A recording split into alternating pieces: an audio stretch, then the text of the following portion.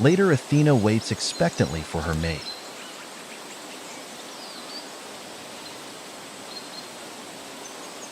Apollo is trying his best, but the smallest chick keeps missing out at mealtimes.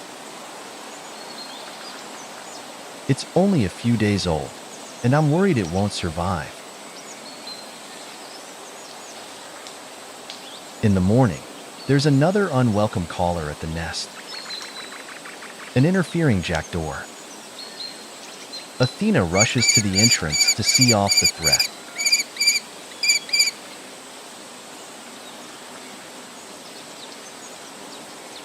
This constant vigilance is taking its toll. She's on edge, even irritated by flies putting around the nest.